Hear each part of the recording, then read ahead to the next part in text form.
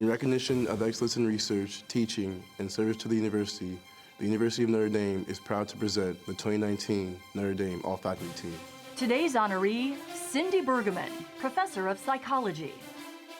Cindy Bergeman aims to change the game plan for how we approach growing older by studying the impact of stress on human health.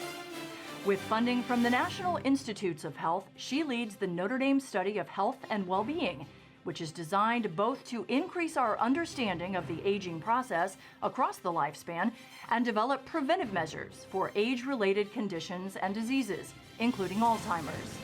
A past chair of the university's psychology department, Professor Bergeman currently serves as an associate vice president for research. For more about the all-faculty team, turn to page 79 in your game program. But for now, please give a warm round of applause to Provost Tom Burish and today's 2019 Notre Dame All-Faculty Team honoree, Professor Cindy Bergeman.